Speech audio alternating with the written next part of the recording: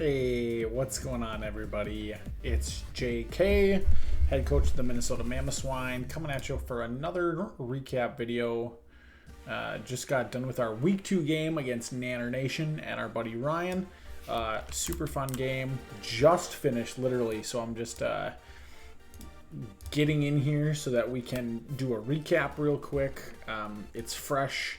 And I'm excited to kind of go over how things went. Like always, we'll have our team builder, and we'll do all the good stuff that comes along with that. So let's, without further ado, let's get right into it. I am going to bring down the volume on the background music because that is loud. Okay, here we go. Let's get into team builder. Sorry, guys. This week we are running a defensive Caracosta once again. Crush, our physical wall, running leftovers and that solid rock ability. Impish nature to really boost that defense. We've got stealth rock, aqua jet, knockoff, and stone edge. Almost the same set as last week, tweaked it just a little bit with the move set. I think having access to rocks is really good for a couple of different things on Ryan's team. Sneasel doesn't like them. If he's bringing some of the other bigger threats that he has, just having that chip damage over and over again should be great. Aqua jet for priority, just a little bit of chip here and there. Knockoff is great. Knockoff things like Eviolite on a number of different things that he has on his team. Super effective against Lunatone. So just a good solid move there. And then Stone Edge is the hard hitting move, stab attack boost, and able to just like chip away if I'm ever into a situation where I have to, really try and put the offense on with Crush here. But defensive wall for the week, nothing too crazy here, and then we'll leave the offense to the rest of the team, hopefully. Next up is Charizard, Iroh. Uncle Iroh, our Charizard, running heavy duty boots because we don't like rocks. Blaze ability, our shiny for the week. We got that week 1 win against Noah, so our shiny. 252 special attack, 196 speed, enough to outspeed just about everything outside of like a Sneasel or I think there's one other Mon, like an Electabuzz I think is still faster than me. But everything else I should be able to outspeed and wreck house with Flamethrower, Dragon Pulse, Air Slash, and Roost for a little bit of recovery. Next up on the docket is Beyonce, our Vespiquen. We're bringing the bees this week. Running the Figgy Berry so that we can get a easy item proc for our acrobatics. We got 248 HP, 252 attack, and 8 in special defense. Adamant nature to really boost up that attack power. We're slow as doo-doo, so the Queen Bee is going to hit hard. Running acrobatics, attack order, cross poison, and U-turn. Ryan's team is full of things that are weak to bug type, so I thought that trying to bring Vespiquen this week would be a cool thing to try out, and it gets pretty decent coverage. Acrobatics as a flying type move that gets boosted after that Figgy Berry goes down is pretty cool, and then Cross Poison is there for the Alcremie and some of the things that our other attacks just don't hit hard enough. Next up, we're bringing Charade, the Mr. Mime, running eject button. 252 HP, 200 special defense, and then 56 speed, which lets me outspeed a couple of different things on his team. Lets me get light screen up. We're going to try and be a special wall this week with Mr. Mime. That light screen, again, like I said, giving the entire team a special attack defensive buff. That sounded really weird. A special defensive buff. That's how I should have said it. Psyshock and Dazzling Gleam for its attacks, and then Encore just for if we want to trap something into, whatever it might be looking to try and do setup or do something like that. Fifth, we have Shang Chi, the Hitmontop, running that Assault Vest, really going for bulk this week. Intimidate. Ryan doesn't have a ton of physical attackers. So having the split defense, 100 in regular defense, and then 156 in special defense, and then the rest of it in HP lets me live a whole bunch of different things.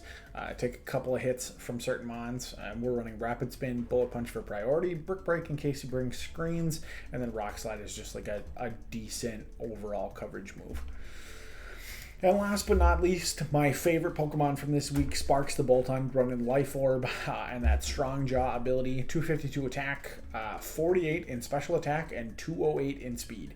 Boltund will outspeed his entire team. We are good unless he runs a Scarf, and I have enough attack investment, and our hasty nature lets us fire off Volt Switches without that decrease in special attack. And also Fire Fang is really good against a lot of his team. Play Rough is there for things like the Sneasel and the the Hakamoa, and then Wild Charge is just a really awesome stab electric type move in case we need to just like try and nuke something. So really love the Boltund set this week. That being said, that's the team. We'll talk more about the team at the end of the game because there's a couple of things that I have learned or think that are worth talking about after we get into the game. So let's bring that up here.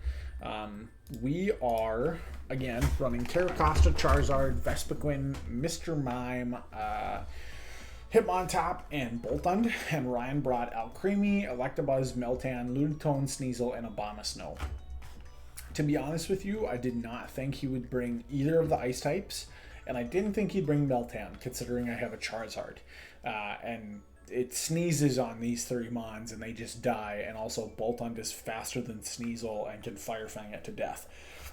So from team preview, I'm feeling pretty good. Really, like the Lunatone, I'm scared of because it hits hard. Electabuzz, I have no idea what it's going to be, so that's a big question mark. And I did not prep well enough for Alcremie. More on that later. It's kind of a spoiler, but I honestly did not think of it as a threat, and it's there, and my team is not necessarily ready to handle it. So let's get into the game, and we can kind of talk about things as we go.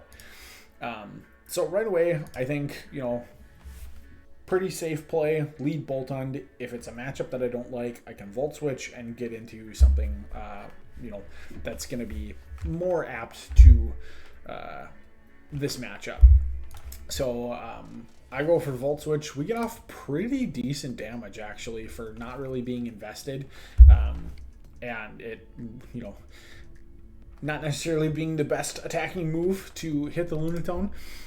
So I go out into our special wall, Mr. Mime, and Lunatone just goes for rocks. So right off the bat, I'm like, great, I have to deal with hazards again, which is going to be the theme for this season. Is definitely like hazards are a thing. You need to look out for them. So Hitmontop is going to have to spin these away at some point so that Vespiquen especially, and Charizard, if our boots get knocked off, don't take massive damage on the switch in.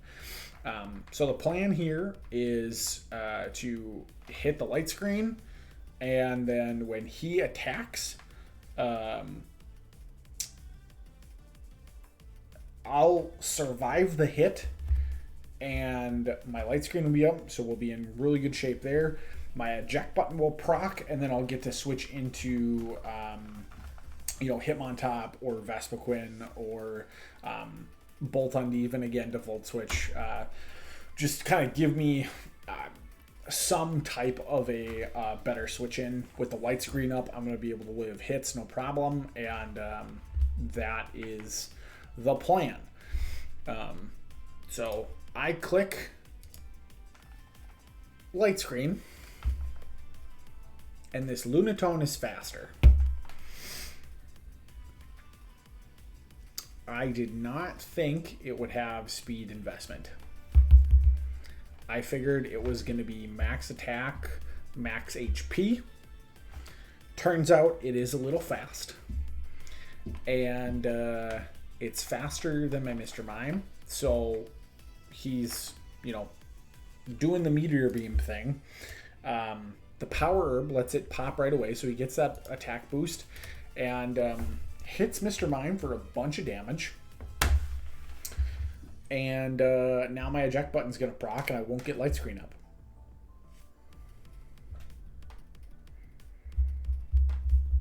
In hindsight, this was number one of the things that I should have prepped better for, or taken a little bit more time to see what my options were.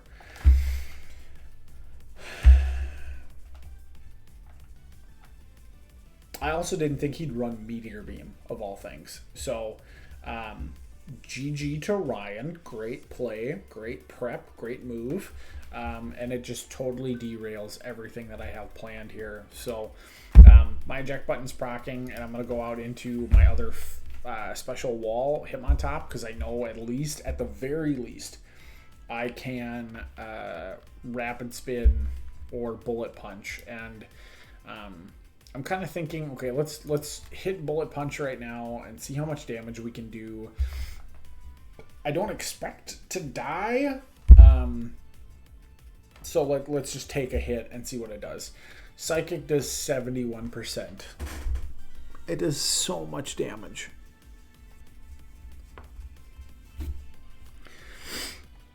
And this is like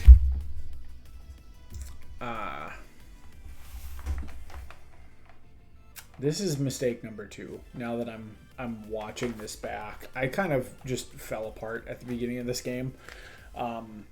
I was completely taken off guard, and I did not do well in kind of clawing my way back here.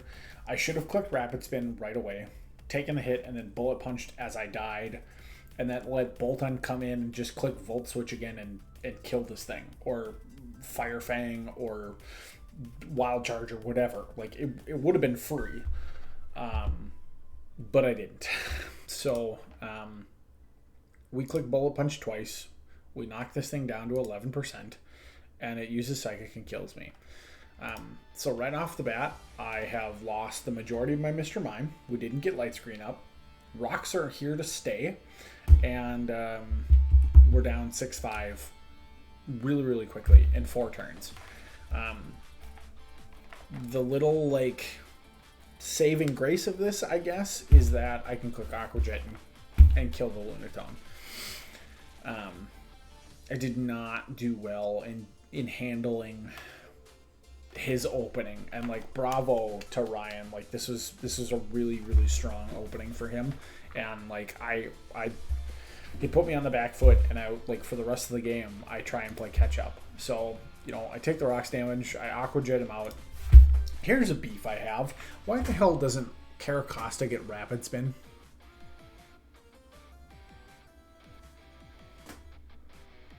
Just a question.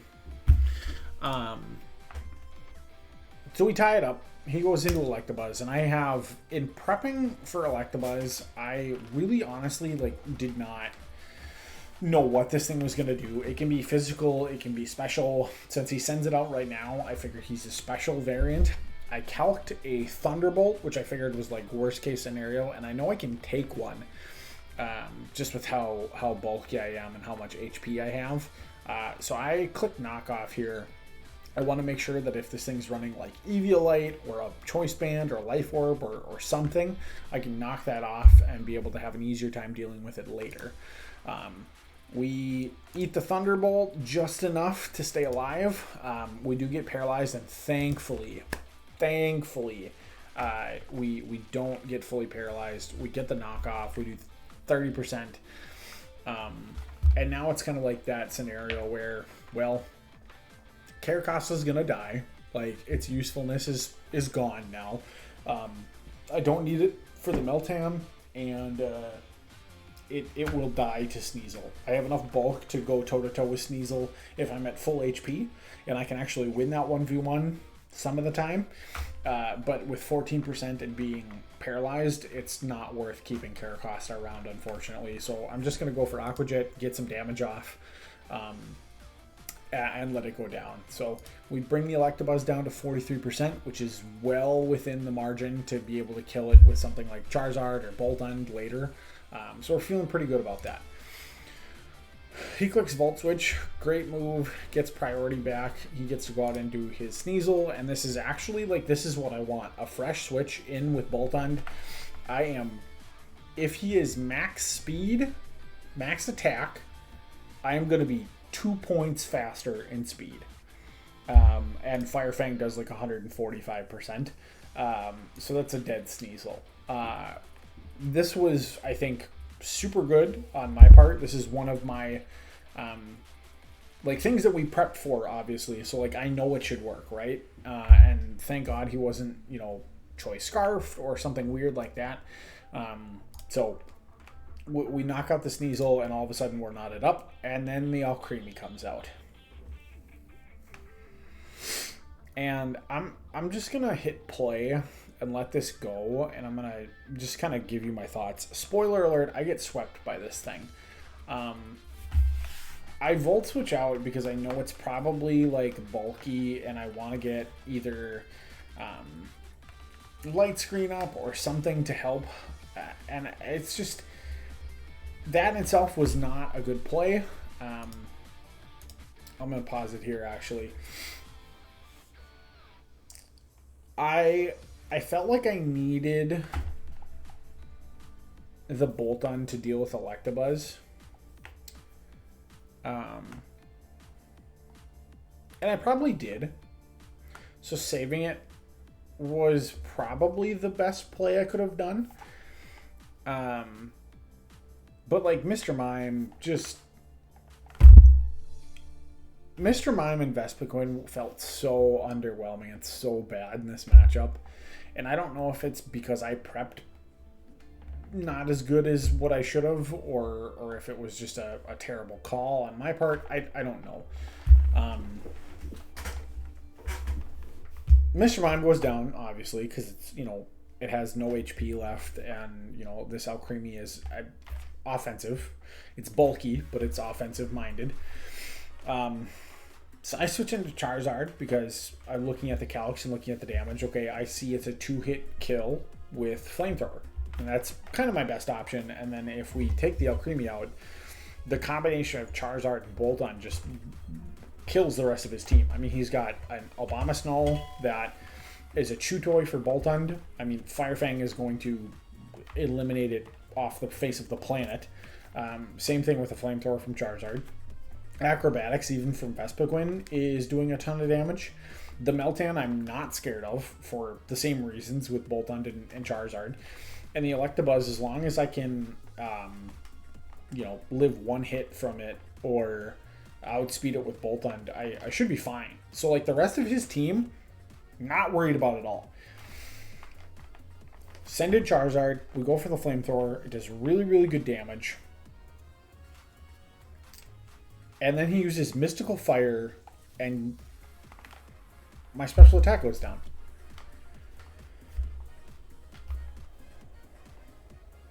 And that was the beginning of the end. I cannot kill with the second Flamethrower. He reads it great. Clicks Recover. Gets all that HP back. So I go into Vespiquen to try and pivot, and he reads the switch and goes for Calm Mind.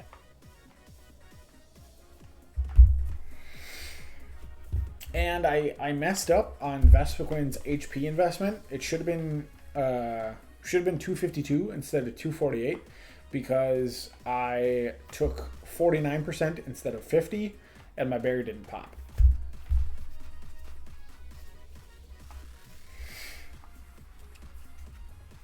So another like error in prep. Mystical Fire, yeah, just kills. I send out Boltund as a last-ditch effort to get like some type of big damage off of Wild Charge, which is great. But then with the leftovers and, you know, him being at +1, my Flamethrower does not do the 43% it did at the beginning of the game. And now it's just a slow, agonizing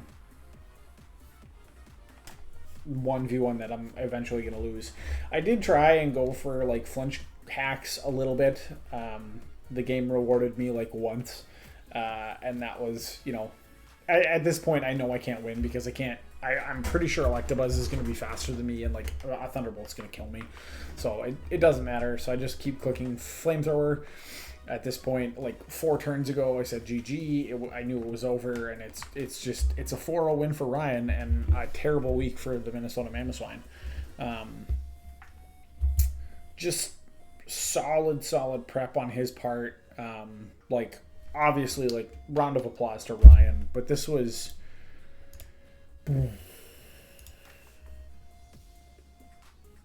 This sucked.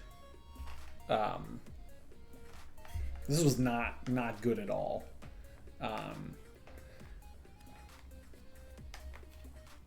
I think if I can take anything away from this game, and obviously we've got a ton of the season left. You know, there are multiple weeks left in the regular season. Playoffs are still very much in play. Like this isn't the end of the world by any stretch of the imagination, but to get a win over Noah in week 1 felt awesome. Felt like I was on top of the world. And, you know, we're sitting at like the top 3 in power rankings, feeling really good. I think I was a little too overconfident coming into this game, so I didn't prep as thoroughly as I should have. I prepped. I put in the normal kind of work that I usually do for every team. But I think my choices in lineup were definitely a downfall in hindsight. I don't think I would have brought Vespiquen. I don't think I would have brought Mr. Mime. I don't know what I would have done in that situation. And I think I need to look at my lineup a little bit and really see if those 2 Mons specifically are worth keeping on the team. Either, you know, making trades or free agent switch or something like that. I don't know. I don't want to get too switch happy with my roster so early in the season, because like one game does not give you a representation of like the body of work that it could do over the course of the season. So I don't think I need to pull the trigger immediately, but it's something that I'm going to look at for sure. Also, Ryan just prepped insanely well. Like, hats off to him. This was a masterclass in how to surprise and put your opponent on the back foot on the first couple of turns. I think he played that opening perfect. And like I said kind of earlier in the video, I don't think I ever recovered from that opening. Should have saved Hitmontop. Should have played that out differently. I should have done a whole bunch of things differently. My gameplay has been sloppy these first 2 weeks, and it's gotta get better. It's gotta get better. You know, we're in a tough division. No game is free, and just like hats off to Nanner Nation for an awesome win. Back to the drawing board for me, and man, that's really all I got to say, guys. Just not a good showing for me this week, but we'll be back next week. We'll get a chance to rebound. We're still 1-1. Like I said, playoffs are still very much in the picture. It's not like we're hitting the panic button or anything, but I've got to do better.